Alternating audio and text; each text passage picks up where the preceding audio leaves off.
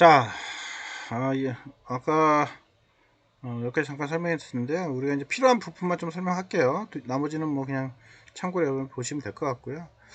이렇게 모터 축을 통해서 아까 기어와 기어 사이를 접합을 시켜서 회전을 시키게 되면 이제 이쪽 작은 감속기에서 크게 돌리기 때문에 이제 감속 비율을, 그러니까 아주 빠른 속도를 좀 약간 더 느린 속도로 이제 제어를 하는 대신에 이제 힘이 더 세지는 그런 특성을 가지고 있습니다. 그래서 이런 거를 우리 이제 감속기라고 얘기를 하죠. 감속기. 그래서 어떻게 보면 모터에서는 감속기가 상당히 중요한 역할을 하고 있습니다.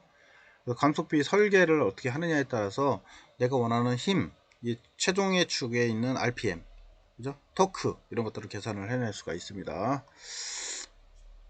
그다음 벨트에서 동력을 전달하는 경우들인데 이게 아까 있던 풀리인데요. 풀리도 어떻게 보면 톱니 이빨로 되어져 있어요. 풀리고 여기 이제 벨트입니다. 벨트. 그래서 벨트에 타이밍 벨트라고 우리가 얘기를 하고요. 풀리에 요게 꽂아져서 이렇게 회전을 하게 되는, 그래서 풀리가 있고 타이밍 벨트가 이렇게 회전을 해서 서로 동력 전달을 해주는 그런 개념이 이제 바로 풀리하고 타이밍 벨트의 관계를 보여주고 있습니다. 뭐 이것도 폭이나 이런 거 다 제작이 다 가능하고요. 모든 자동 제어에서는 아주 많이 사용됩니다. 그리고 중간에 팔이 딱 끼게 되면 큰일 나니까 조심해야 하고요. 회전할 때. 자, 그래서 풀리에 대한 이제 요 연결하는 방법을 좀 보여준 겁니다. 그래서 회전할 때 이렇게 동중 풀리 쓰고, 그 다음에 뭐 중간에 또 이렇게 벨트 연결을 하고 여기 중간에 아이들 풀리 하나 더 붙여서 이렇게 같이 회전시키기도 하고, 뭐 이건 다양하게 운동 전달을 하는 게 다양하게 구성이 가능하니까 뭐 여러분들이 만약에 사용하게 되면 그때 그 상황에 따라서 설계해서 쓰시면 될 것 같고요. 자, 그래서 아이들로는 이렇게 속에 들어갈 수도 있고요, 바깥에 넣어서 이렇게 할 수도 있고, 그거는 이제 내칭이냐 외칭에 따라서 달라지게 설계가 가능합니다. 그 다음에 이제 볼라사로 해서 동력 전달하는 겁니다. 이게 이제 볼라사로 되어 있고요, 안에 나사 형태로 되어 있습니다. 그래서 이게 얘가 축이 회전하면 얘가 왔다리 갔다리 이렇게 이동하게 되겠죠. 주로 이제 3D 프린터라든가 프린터 뭐 이런 데 많이 쓰고 있습니다. 나사는 이렇게 삼각나사, 사각나사, 사다리꼴 나사.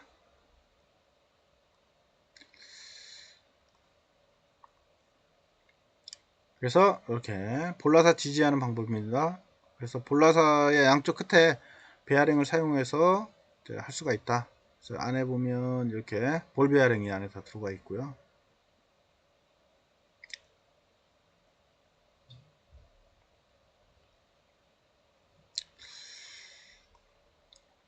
그 다음에 그 안에 볼 베어링은 이렇게 동그란 타입이 있고, 그 다음에 이렇게 사각 형태, 사각은 아니고요, 측면에 봤을 때는 사각처럼 보이지만 원형입니다.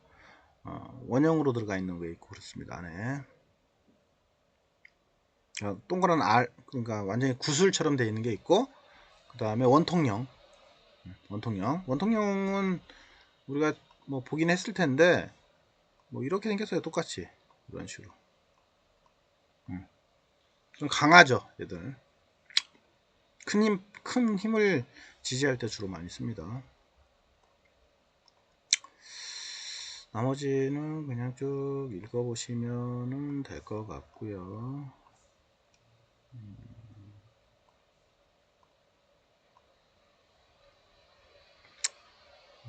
이것도 뭐 그냥 읽어보세요. 스러스트 저널, 이것도 마찬가지고, 저널은 뭐 그냥 참고로만 읽어보세요. 이거 얘도 마찬가지고요. 뭐 구름 베어링이라는 것도 있는데 이것도 그냥 읽어보시면 될 것 같고요. 자, 그 다음에 또 많이 쓰는 게 이겁니다. 직선 가이드. 여기 레일이 있고요. 레일 위에 이렇게 이제 왔다 갔다 하는 이런, 그래서 이제 안에 베어링이 다 들어가 있습니다. 얘도요. 주로 이제 직선 운동하는 테이블을 주로 많이 쓰는 거고요. 이 안에 이제 윤활유를 좀 넣어서 마찰을 최대한 줄이는 그런 방법을 쓰고 있고, 내부에 베어링이 다 들어가 있습니다. 그래서 이 레일을 타고 왔다 갔다 하는 뭐 레일이라고 얘기도 하는데요. 여기서는 직선 가이드라는 용어를 쓰고 있습니다. 그래서 이렇게 안에 베어링이 들어가 있죠. 그래서 테이블 같은 거 이렇게 움직이게 할 때 주로 많이 씁니다. 중간에 이제 볼라사 써가지고 왔다리 갔다리 이게 테이블. 그래서 우리가 주로 이제 선반이나 이런 거 가공할 때 보면 그 판 움직일 때 이런 개념들을 많이 써요. 그리고 3D 프린터도 마찬가지고요.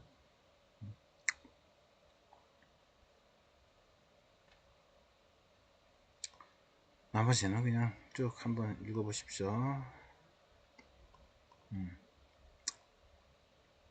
모멘트인데 이것도 굳이 나머지는 그냥 쭉 여러분들 읽어보시면 될 것 같습니다. 드릴 작업하는 건데, 드릴 작업도 측면으로 드릴 작업하는 게 있고, 이렇게 단을 줘서 이제 하는 경우가 있고, 드릴 가공을 할 때 어떻게 할 거냐의 그런 예인데, 이런 경우들은 사실 드릴 가공이 뭐 쉽지만 않습니다. 측면으로 돼 있어서 이렇게 주로 이렇게 약간 턱을 줘서 드릴 작업을 할 수 있도록 해야만 된다는 거.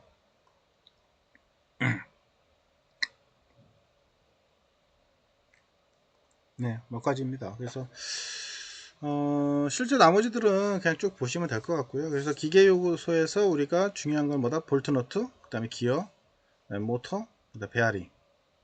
베어링은 이제 어떤 걸 쓸 거냐, 뭐 이런 차이니까 그렇게 알고 있으면 될 것 같습니다. 그래서 몇 가지만 설명드리고요. 우리가 이제 실제 메카님에서 자주 쓰는 그런 부품만 좀 일부 추가로 더 설명을 좀 드렸습니다.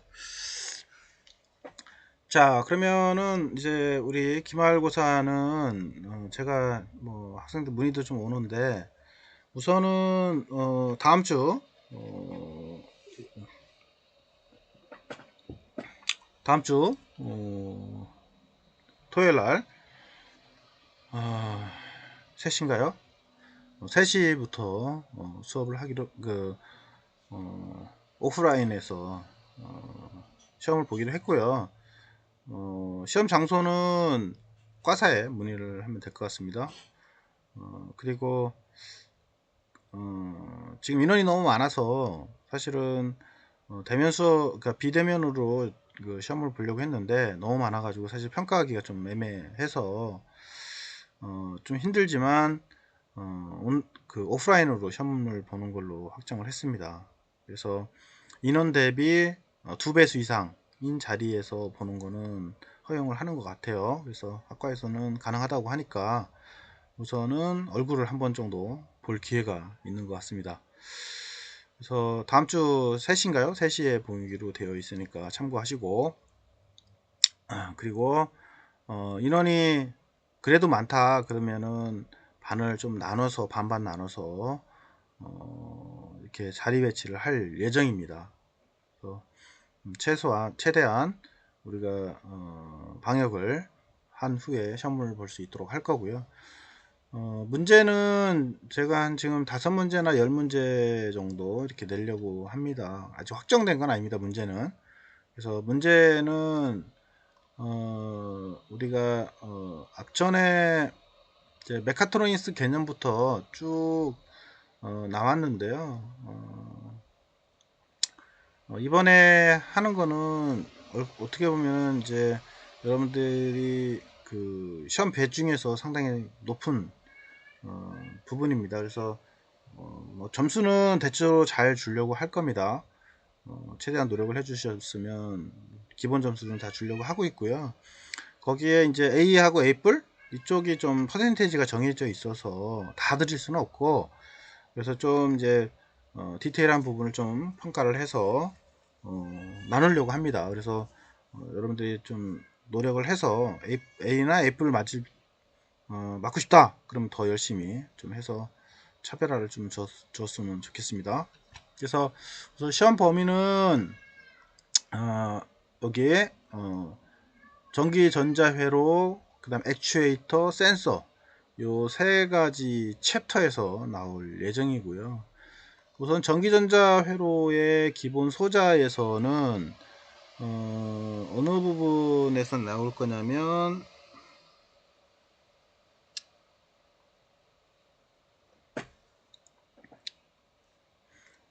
이쪽에서는 주로 뭐 요 앞에 부분은 다 넘기고요. 앞전에 했던 내용 중에서 요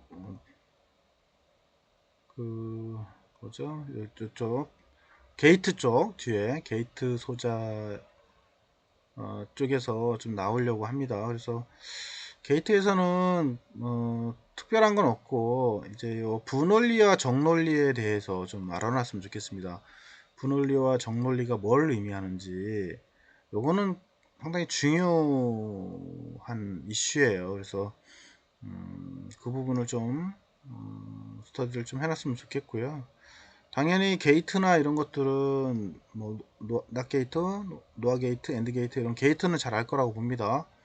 그래서 게이트들에 대한 거는 기본적으로 여러분들이 다 알아둬야 할 사항들이니까, 그렇다고 뭐 핀번호를 암기해라 이건 아닙니다. 핀번호는 뭐 우리가 몇 번이다 이건 중요하지 않고요. 그 안에 있는 심볼은 상당히 중요한 의미를 갖고 있죠. 그리고 3스테이트 버퍼에 대해서 좀 알아놨으면 좋겠고요.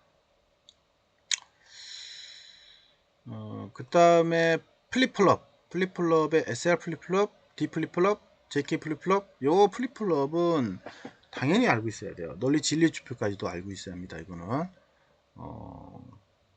우리가 디지털 뇌에서는 상당히 중요한 의미를 갖고 있고요. 그래서 여기서 이제 분주기, 그죠? 분주기가 뭘 의미하는 건지, D 플립플럽으로 분주기 만드는 방법, 그죠? 그 다음에 레치가 뭘 의미하는 건지, 이런 것들은 아주 중요합니다. 그래서 잘 숙지를 하고 있어야 돼요. 그래서 레치가 뭔지, D 플립플롭이 뭔지, JK 플립플롭이 뭔지, T 플립플롭이 뭔지, 요거 동작, 지리지표, 심볼, 이건 당연히 알고 있어야 합니다. 어떻게 나올지는 모르겠는데 하여튼 그 부분 잘 기억을 하고 있었으면 좋겠고요. 나머지 뭐 이런 것들은 사실 뭐 IC 자체를 우리가 배우는 건 아닙니다. 그래서 IC의 내부 회로든 뭐 이런 것들은 중요하지 않고요.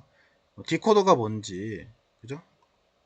이런 그 의미는 좀 알고 있었으면 좋겠다는 거죠. 그죠? 디코더, 해독기, 엔코더, 이게 뭔지. 그래서 그 부분까지는 좀 알고 있었으면 좋겠습니다. 그 다음에 뒤에 IC에서는 중요한 거가 팬아웃, 이거 상당히 중요하다고 얘기했죠. 팬아웃은 나옵니다. 당연히 나옵니다. 이거는 팬아웃에 대해서, 팬아웃, 팬인에 대해서 반드시 공부를 해놨으면 좋겠습니다. 자, 그 다음에 액추에이터 부분에서는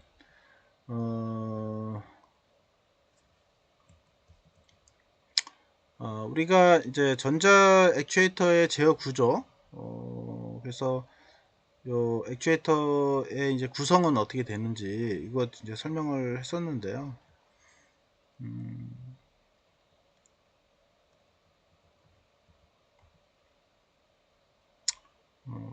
액추에이터의 종류 정도, 종류, 액추에이터는 이제 전기식, 공합식, 공기압식, 유압식으로 분류한다 라고 얘기를 했었죠. 그래서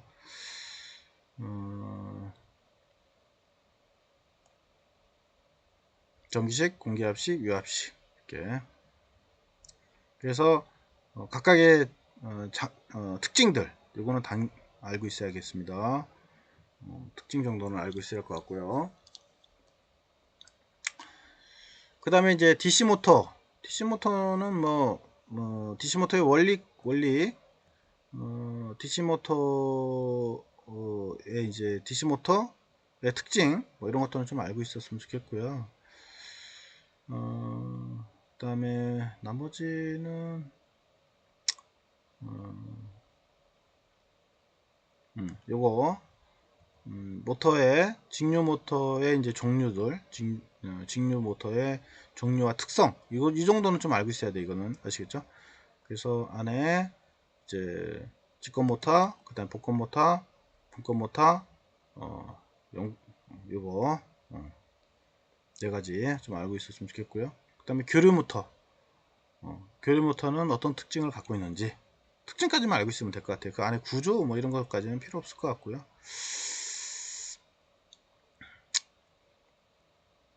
그 다음에 뒤에도 필요 없을 것 같고, 그 다음에 서브 모터가 뭐고, 그 다음에 서브 모터는 어떤 특성을 가지고 있고, 이 정도까지는 알고 있었으면 좋겠습니다. 특징 정도 아시겠죠? 서브 모터.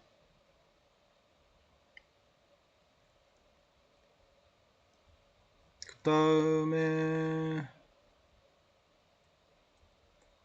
얘는 필요가 없을 것 같고, 얘도 필요가 없을 것 같고요. 그 다음에 스태핑 모터, 그죠? 스태핑 모터가 이제 어떤 특성을 가지고 있고, 스태핑 모터의 이제 구동은 우리가 앞전에 일상 여자 방식 뒤에 이제 뒤에 있었나요? 다른 건 뭐 큰 의미가 없고요.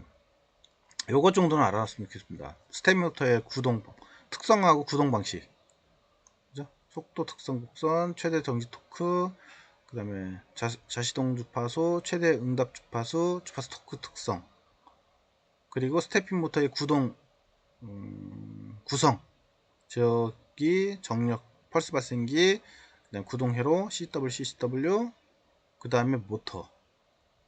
이렇게 요 구성은 좀 알고 있었으면 좋겠습니다. 이거는 많이 쓰니까 이거는 알아놨으면 좋겠고요.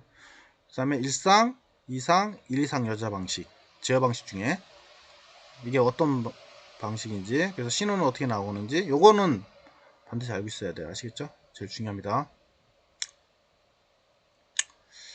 나머지 뭐 공기압 실린더는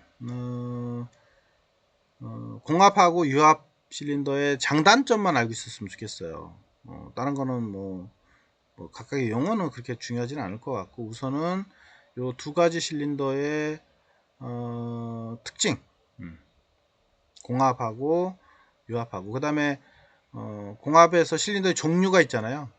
이거, 그 다음에 양로드, 단동, 요 세 가지는 특징을 꼭 알고 있었으면 좋겠습니다.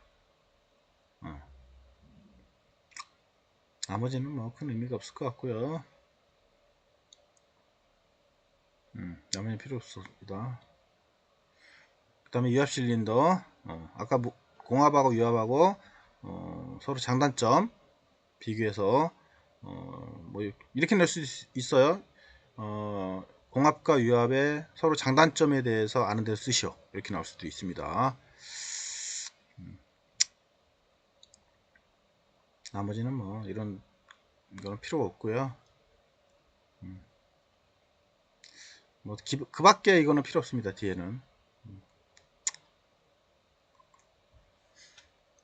네, 그 다음에 센서. 센서는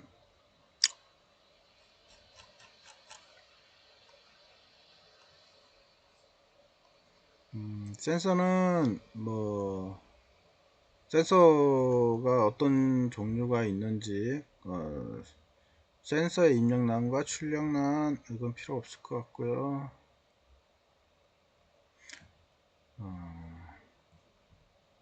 접촉식 센서와 비접촉식 센서의 장단점, 뭐 이 정도는 좀 한번 쭉 훑어보도록 하시고요.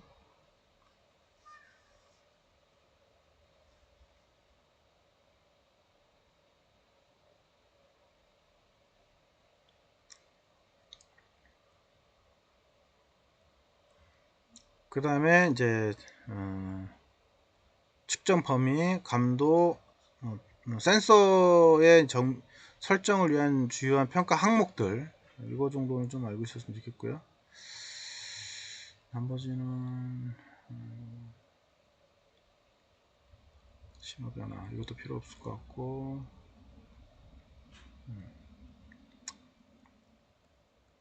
이것도 필요 없을 것 같고요. 그 다음에 로터리 엔코더에 대한 특징, 장단점 이 정도까지는 좀 알고 있었으면 좋겠습니다. 그 다음에 나머지는 필요 없고요.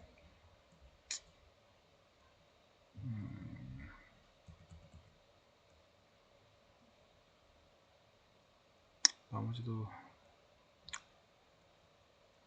필요 없을 것 같고요.